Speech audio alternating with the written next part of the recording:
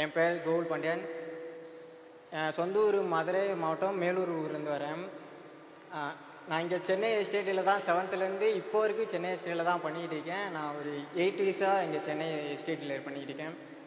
என்னோடய கேம் வந்து அத்லெட்டிக்ஸ். நான் 200 மீட்டர் ஓடுறேன். நான் நிறையா எஸ்டேட்லேருந்து நிறையா நேஷ்னல் மெடல் அடிச்சிருக்கேன். நேஷ்னல் கேம்ஸ் கோல்டு அடிச்சிருக்கேன், ஜூனியர் நேஷ்னல்ஸ் மெடல் அடிச்சிருக்கேன், all India university gold medal அடிச்சிருக்கேன். எல்லாமே கோல்டு மெடல் அடிச்சிருக்கேன். இதுக்கெல்லாம் ஃபுல் சப்போர்ட் எல்லாமே எனக்கு எஸ்டேட்லேருந்து பண்ணுறாங்க. நான் எந்த காம்படிஷன் போனாலும் எஸ்டேட்லேருந்து ஸ்பான்சர்ஸ் பண்ணுறாங்க, சப்போர்ட் பண்ணுறாங்க.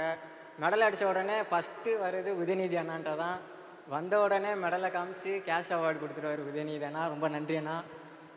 இப்போது எஸ்டேட்டில் உதயநிதி அண்ணா வந்ததுலேருந்து நிறைய சேஞ்சஸ் பண்ணியிருக்காங்கண்ணா. ஃபுட்டோட குவாலிட்டி அண்ட் குவான்டிட்டி எல்லாமே இப்போ சூப்பராக இருக்குண்ணா. அதனால் எங்களால் நல்லா சாப்பிட்டு நல்லா ஒர்க் அவுட் பண்ண முடியுது. நல்லா ஒர்க் அவுட் பண்ணுறதுனால எங்களால் நிறைய நேஷ்னல்ஸ் கோல்டு மெடல் எடுக்க முடியுதுண்ணா. ரொம்ப நன்றி. அதுவும் இல்லாமல் இப்போது கோச்சஸ், கிரவுண்ட், ஜிம் எக்யூப்மெண்ட்ஸ் எல்லாமே பெஸ்ட் குவாலிட்டியில் நீங்கள் பண்ணி கொடுத்துருக்கீங்கண்ணா. அது வந்து எங்களுக்கு அடுத்தடுத்த காம்படிஷன் பண்ணுறதுக்கு இன்னும் நல்லா யூஸ்ஃபுல்லாக இருக்குது. இந்த விஷயத்த உங்கள்கிட்ட சொல்கிறதுக்கு நான் கொஞ்சம் பெருமை தான் படுறேன். எஸ்டேட்லேருந்து இந்த வருஷம் நானும் 3% கோட்டாவில் ஜாப் வாங்குகிறேன். இதுக்கு ஃபுல் சப்போர்ட் பண்ணது எஸ்டேடி கோச்சஸ், எஸ்டேடி டீம் மேனேஜர்ஸ், உதயநிதி அண்ணா எல்லாரோட சப்போர்ட்னாலையும் நான் நேஷ்னல்ஸ் மெடல் அடித்தனால எனக்கு 3% கோட்டாவில் மெடல் வேலை கொடுத்துருக்காங்க. இவ்வளோ பண்ணியிருக்கீங்க. ஆனால் உங்கள்கிட்ட ஒரு ஸ்மால் ரெக்வஸ்ட் ஒன்று இருக்குண்ணா எங்களுக்கு. ஆனால் எங்கள் விளையாட்டு விடுதிகளுக்கு வந்து நீங்கள் எல்லாம் பண்ணி கொடுத்துக்கிட்டு இருக்கீங்க. அதோடு சேர்ந்து எல்லா விடுதிகளுக்கும் ஏசி போட்டு தர முடியுமாண்ணா? ஏசி போட்டு தர முடியுமா? நாங்கள் அடுத்த லெவல் இம்ப்ரூவ் ஆகிருக்கு.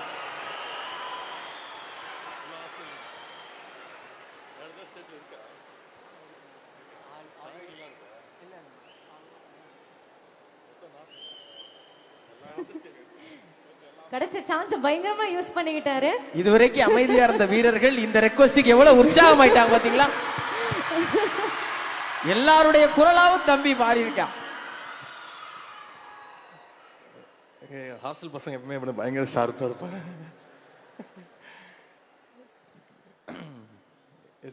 எஸ்டிஐடி ஹாஸ்டல்ஸ் வந்து ஒரு 41 ஹாஸ்டல் இருக்குது. 2500 பசங்க அதில் ட்ரெயின் பண்ணிகிட்டு இருக்கிறோம்.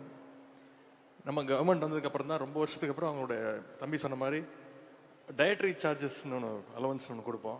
அதை இன்க்ரீஸ் பண்ணி கொடுத்தோம். இப்போ ஒரு நாளைக்கு முன்னாடி 250 rupees இருந்துச்சு. இப்போ அதை இன்க்ரீஸ் பண்ணி சிஎம் வந்து 350 rupees ஆக்கினாங்க. அது பிறகு இப்போ ரீசெண்டாக தான் எல்லா ஹாஸ்டல்ஸுக்கும் ஃப்ரிட்ஜு, வாஷிங் மிஷின், டிவி வசதி, இப்படி எல்லா வசதிகளும் பண்ணி கொடுத்துருக்குறோம். 2500 பசங்களுக்கும் வந்து ஃபஸ்ட் டைம் வந்து ஸ்மார்ட் வாட்ச் ப்ரொவைட் பண்ணோம். ஏன்னா இப்போ இருக்கிற பசங்களுக்கு ஸ்மார்ட் வாட்ச் ரொம்ப ரொம்ப முக்கியமான ஒரு விஷயம். எவ்வளோ ட்ரெயின் பண்ணுறாங்க, எவ்வளோ கேலரிஸ் பர்ன் பண்ணுறாங்க, என்ன சாப்பிட்றாங்க, எல்லாமே எவ்வளோ நேரம் தூங்குறாங்க, அதெல்லாம் பார்க்குறதுக்கு. இப்போது அது பத்தாதுன்னு ஏசி வசதியா? சரி, நிச்சயம் பண்ணி கொடுக்கலாம். முதலமைச்சர்கிட்ட அனுமதி வாங்கணும், அதுக்கான ஃபண்டை ஒதுக்கணும். நிச்சயமா